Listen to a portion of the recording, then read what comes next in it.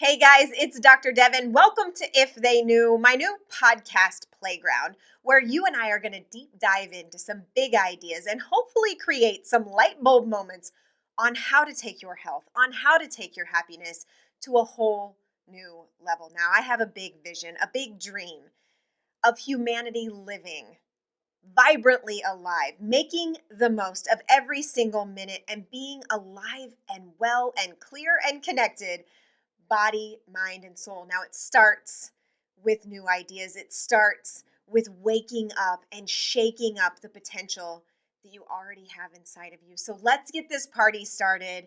Thank you for joining me. Ready or not, here we go. Hey everybody, it's Dr. Devin, and we have a very special guest in the If They Knew house today. It's the one, it's the only, it's my favorite of all times, Dr. Joey Vrana. Hello, how are you guys? Thank you for being here. I'm excited to be here. Now, for those of you that have not met Dr. Joe, this is my other half, the guy that gave me my last name. But for those beautiful people out there who don't know anything about you, who are you? What in the world, where are you in the world, and, what are you about? What's Dr. Joe about? I'm Dr. Joey Vrana, like she said, and we're married, which is nice that we can sit here and have this conversation. I have 5 kids, 2 sets of twins, dad life, I'm a doctor of chiropractic. There we go. Pretty big deal. Been doing that for 10 years. We have 4 boys and 1 girl. What do you do for fun, Dr. Joe? Well, I'm pretty good at fun. He's real good at fun. Yeah, that's probably really...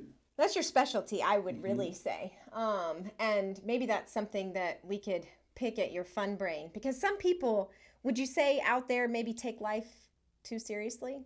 Yeah, way too seriously. Do you know anybody that does? But what do you do? I mean, have you always been the master of fun? I would definitely say that my fun button or wanting to have fun is due to not working or not having as much fun as a kid and just working all the time, And so my dad always had me working on the farm or just working, which was great for work ethic. But important. I want to reset the grid a little bit and make sure that there's time set aside for fun, and connection with the kids, and my own personal fun is important as well to make sure that I stay sane in a very busy world. But everything from snowboarding to 4-wheel drives, shooting guns, hunting, riding dirt bikes with the kids, you name it. Now, are those things good for your health? Would you say fun is important to your health? I would say it's very important to your health.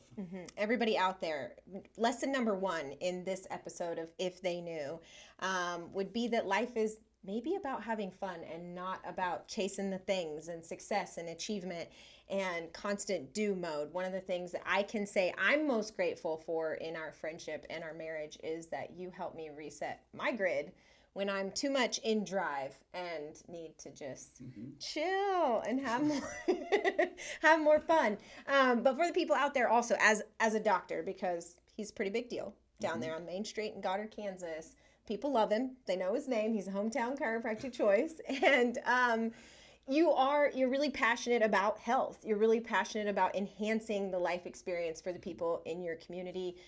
What's the one thing, right? The name of the podcast is If They Knew. So we want to help people out there have a light bulb moment, something that you wish more people knew. What's one thing that you think would help them be healthier and happier? Exercise. Why? Well, it's where it all starts with your discipline of your routine. You can't outwork a bad diet, but if you want to eat bad stuff and you're exercising, it sure makes a difference, as opposed to trying to have just a clean diet, not exercising. So you create a little cheat spot for your diet. Sure, is that what you're saying to these beautiful people out here? Yeah. So exercise, movement. What would you say why is it a difference maker from a health perspective? I've just studied lots of books on centenarians and different people that live to be over 100, and the common denominator is daily exercise. And it doesn't have to be going to the gym 5-7 times a week, but it is purposeful movement. Purposeful movement. A lot of people are like, well, I walked all day at work. Mm-hmm. And it's like, yeah, we all walked all day. Yeah. But did you go out and do 30 minutes of just trying to walk to clear your mind and get some movement in and for a physical? Yeah, movement is life. We're chiropractors, so when the spine becomes subluxated or isn't moving right, we restore motion, which enhances the flow of energy in the body. So I loved how he emphasized that it's purposeful and intentional. We both see a lot of people in our practices. Are you seeing anybody in 2020 that's stressed out at all?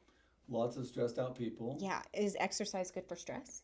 Exercise is a major stress reliever. Yes. Releases endorphins and gets the good stuff going. I tell lots of people, I'm like, go outside today and go for a walk and get some sunshine, roll your sleeves up, and you'll feel better immediately. Within 30 or 45 minutes of going for a walk, riding a bike, doing jumping jacks, I don't care what it is, going out and getting some movement, and you'll feel way better about things. And a lot of the passion comes from that if you're exercising from 50 to 80, zero decline in your health. And I tell patients this all the time. Say that again. From 50 to 80, zero decline in your health if you're exercising 5 to 7 times a week for 30 minutes. Get your heart rate up. Break a sweat. Get your heart rate up, move your body, intentional movement, taking care of yourself. But centenarians or people that live to be over 100, but the 50 to 80 range, a lot of people think that when you're at 65, at 50, if you're not exercising, it's like a downhill hammer with heart disease, diabetes, blood pressure issues, you name it. But if you're exercising, 50 to 80 can be the best years of your life. I mean, a lot of people, they say, retirement is like 60 or 65. Mm-hmm. And so Are you going to retire at 65? Well, no, but... Can't stop, won't stop. There's this misconception that when you hit 60 or 65, you're no good anymore. A lot of like third world countries and places, they don't retire. There isn't a special age that you are no longer... needed. Kick back and and so in our society at 65, it's or 60 or whatever it is. Which could have maybe something to do with where we see the statistics and how, that virus, the C virus, affects the older populations.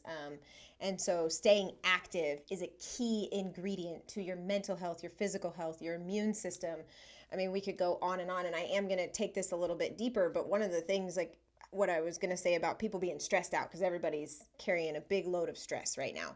So mentally you might be exhausted, but physically you might have some in the tank. So I find with people that aren't sleeping well, that it's because they're not physically using their body. Our body, we're a machine. We're an animal. It's like if you have a dog and you don't run them, they're, pain in the butt. So you got to move your body. That's right. Yeah, get in a peak state. It definitely helps. What's that mean? It's something we learned at Tony Robbins seminars and stuff. Just peak state is when you're mentally your best, when you're physically your best, when you're eating right, when you're taking care of yourself. All those things add 5%, then 10%, then 5%. Every little thing that you do gives you more energy or less energy. So it's doing things that fill your tank and put you in a peak state. If you're drinking on the weekends or not exercising, then you're going out of a peak state. You're dropping down in energy. Yeah. I mean, that's an easy enough thing. If we had a cup, you're either pouring, in or you're pouring out. And so you want to choose the things that give you more energy and more life. So I would like to know, and I'm sure some people out there, you said you have 5 kids, you got a business, and you've got, a personal life and fun that you have. And a wife I have to keep up with. Oh, her. Yeah. You can always get to that. But what do you do? How do you make sure that, how do you make time, first of all? And what do you do to keep the self-discipline to maintain that workout that is so important to you? Well, you have to do it first. You have to do it before you do other things, so it has to be your top priority. He gets up early, goes to the gym. Yes. And for a couple of years, when we had our second set of twins, I didn't get up, or like for 2 years, year and a half, I was not exercising, not eating right, drinking too much, not taking care of myself. And I found myself tired, not in the peak state, and was like, what is going on? Well, I was using my 5 kids for excuses why not to work out.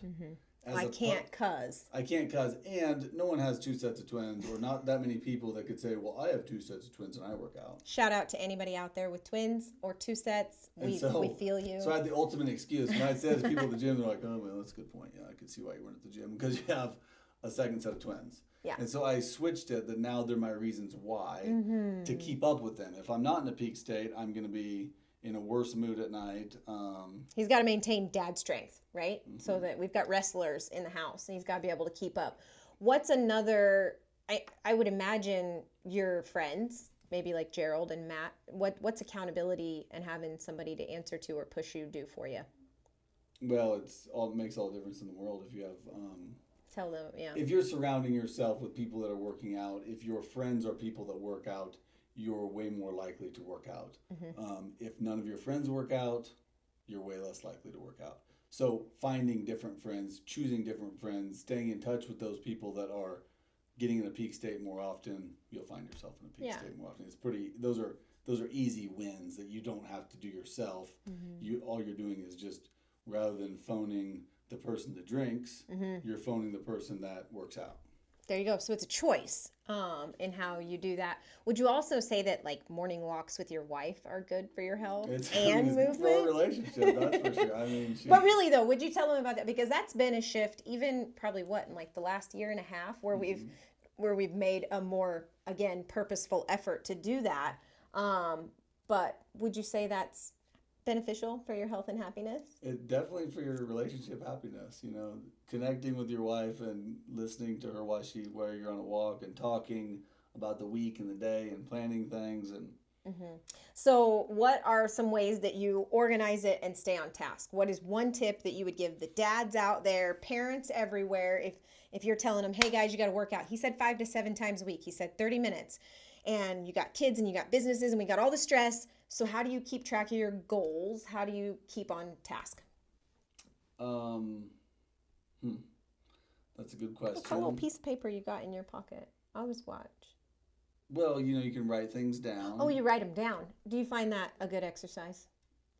Look he doesn't even realize it's a hack. This is a Dr. Joe tip and tool that I could do so much better at, because Jim Rohn, E.T., you listen to Tony Robbins, you listen to all these people that talk about, if you don't write a goal down, it's just an idea. It is out there as an illusion somewhere. It is a dream. It is a someday. When you start to write them down and you put dates beside it, then what happens? Well, then it happens because you put a date by it. I ask lots of people, that's one of the big things I do to friends or family or whoever, that's like, when they talk about doing something, I'm like, well, by what date? And they're like, well...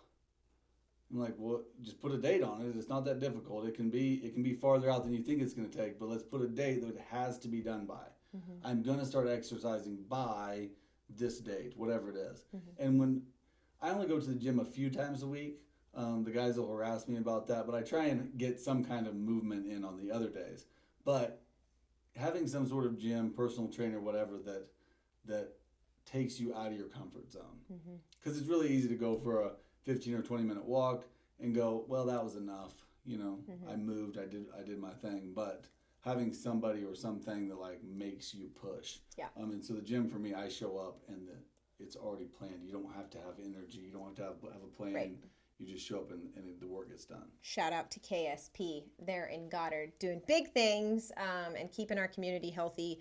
And what I hope we didn't prep this. He didn't actually know I was going to weasel this in. But you're going to see a lot of this guy, because the title of the podcast is If They Knew. But sometimes we don't even realize what we know. And this guy has read so many books. He has gone to so many seminars. He is relentlessly committed to getting more out of his health, more out of his family time, more out of fun.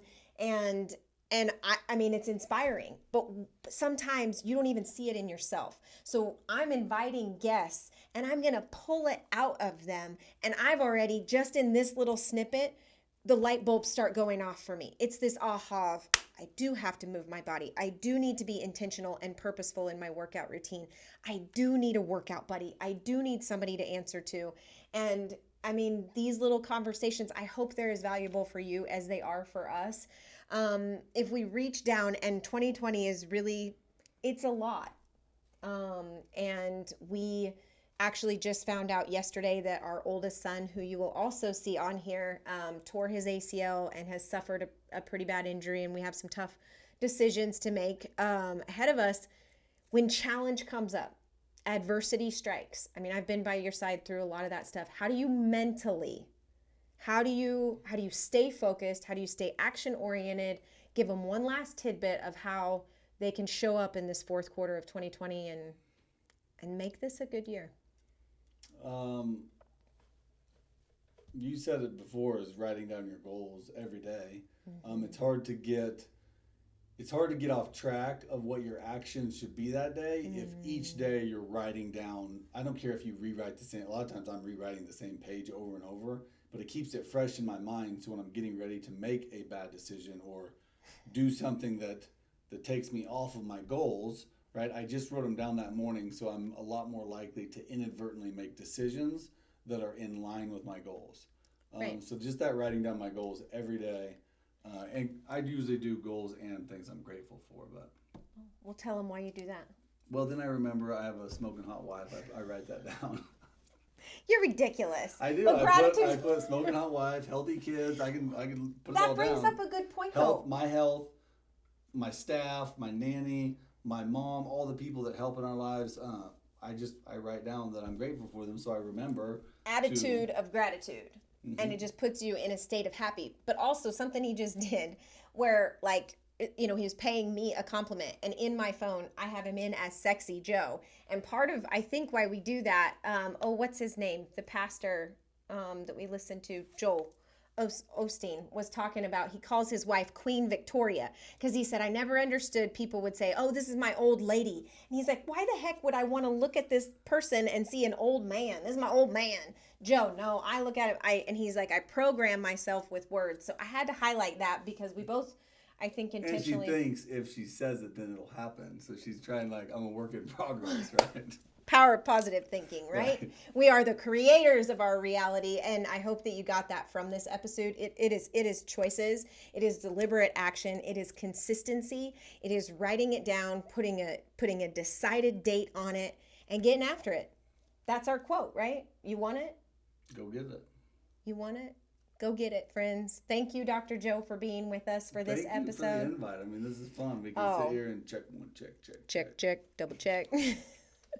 We love you guys. If we can support you in any way, you can find him in Goddard, Kansas, me in Wichita, Kansas, or you can message us anytime.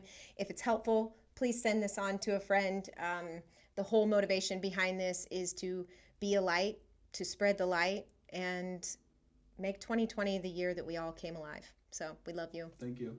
We'll see you soon.